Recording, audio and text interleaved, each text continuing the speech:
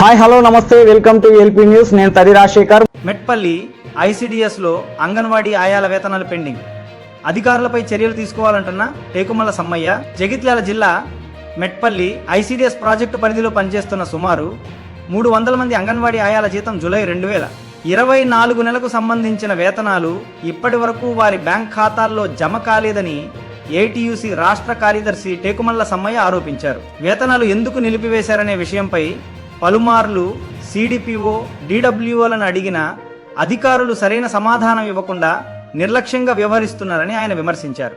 అంగన్వాడీ ఆయాల వేతనాలను కావాలనే నిలిపివేయడం ఎంతవరకు సమంజసమని ప్రశ్నించారు. ఈ వ్యవహారంపై పూర్తి స్థాయి విచారణ జరిపి బాధ్యులైన అధికారులపై శాఖాపరమైన కఠిన చర్యలు తీసుకోవాలని ప్రభుత్వాన్ని డిమాండ్ చేశారు. భవిష్యత్తులో ఇలాంటి ఘటనలు పునరావృతం కాకుండా చర్యలు తీసుకోవాలని కోరారు. ప్రభుత్వం వెంటనే జోక్యం చేసుకుని పెండింగ్లో ఉన్న అంగన్వాడీ ఆయాల వేతనాలను విడుదల చేసి వారి బ్యాంకు ఖాతాల్లో జమ చేయాలని ఆయన విజ్ఞప్తి చేశారు.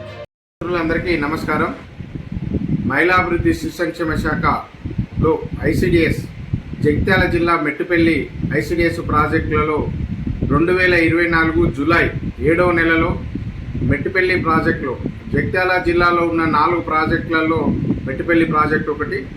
మెట్టుపల్లి ప్రాజెక్టులో సంబంధించినటువంటి 300 మంది అంగన్వాడీ ఆయాల వేతనాలు సంబంధించినటువంటిది.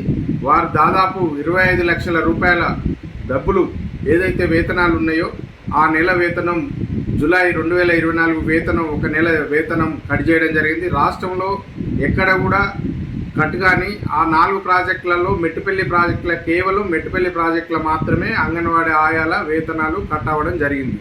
ఇటు విషయం పైన అప్పుడు ఇప్పుడు ఉన్నటువంటి ప్రస్తుతం ఉన్నటువంటి సిడిపిఓ గారి దృష్టికి తీసుకపోతే వారం రోజులలో వాళ్ళ వేతనాలు వచ్చే విధంగా చూస్తారని చెప్పడం జరిగింది. దీనికి ఆన్లైన్ ప్రాబ్లం జరిగింది. అది ఎక్కడ జరిగింది అనేది మాత్రం మాకు తెలియదు. ఖచ్చితంగా డబ్బులు వేపిస్తా అని చెప్పడం జరిగింది. చెప్పినటువంటి మాట డిడబ్ల్యూఓ కానీ సిడిపిఓ కానీ ఇప్పటికి సంవత్సరంన్నర కావస్తుంది. అయినా వాళ్ళ వేతనాలు ఇప్పటికి కూడా పడలేనటువంటి పరిస్థితి ఉంది.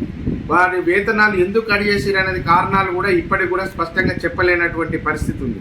కాబట్టి దీనిపైన చట్టరీత్యా చర్యలు తీసుకోవాలి. వాళ్ళందరిపైన క్రిమినల్ కేసు పెట్టాలి. ఎందుకొరకు అంటే వాళ్ళు నెలంతా కష్టపడితే వాళ్ళ వేతనాలు టీచర్లకు వస్తాయి, డిడబ్ల్యూఓకి వస్తాయి, సూపర్వైజర్లకు వస్తాయి, సిడిపిఓలు వస్తాయి. అందరి సిబ్బందికి వచ్చినప్పుడు కేవలం మెట్టుపల్లి ప్రాజెక్టులలోనే రాష్ట్రంలో ఎక్కడ ఆగకుండా కేవలం మెట్టుపల్లి ప్రాజెక్టులో వాళ్ళ 300 మంది ఆయాల వేతనాలు ఆపడానికి కారణమైంది.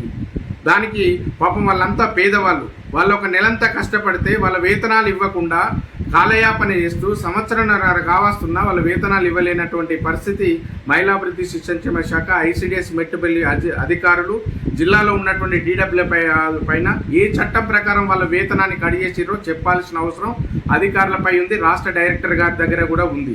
ఎందుకొరకంటే వాళ్ళు ఇక్కడ తప్పించుకోవడానికి ఆన్లైన్ ప్రాబ్లం, మేము జీతాలు చేయడం లేదు, రాష్ట్రంలో ఉన్నటువంటి డైరెక్టరేట్లని అధికారులు తప్పిదం వలన వాళ్ళ వేతనాలు రాలేదు అని చెప్తున్నది.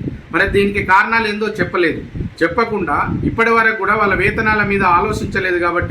కాబట్టి దీనికి పూర్తి బాధ్యత డిడబ్ల్యూ, ఆర్జేడీ, డైరెక్టర్ గారు వాళ్ళ యొక్క సిబ్బంది పూర్తి బాధ్యత వహించాలి.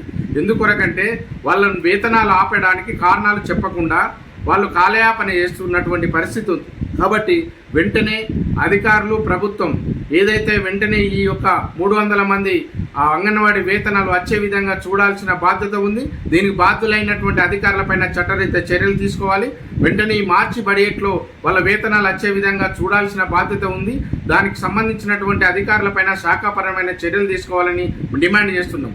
దీంతోపాటు వాళ్ళందరూ 300 మంది ఆయమ్మలు అనేక సార్లు వాళ్ళు సిడిపిఓను, సూపర్వైజర్లను వాళ్ళందరూ అధికారులను అడిగితే కూడా తప్పించుకోవడానికి ప్రయత్నం చేసేది తప్ప వాళ్ళ యొక్క ఓడును పట్టించుకోలేనటువంటి పరిస్థితి ఉంది. కాబట్టి వెంటనే ఈ సమస్య పైన ప్రభుత్వం, జిల్లా యంత్రాంగం, కలెక్టర్ గారు జోక్యం చేసుకొని ఈ సమస్యను పరిష్కరించాలని మేము కోరుతున్నాం.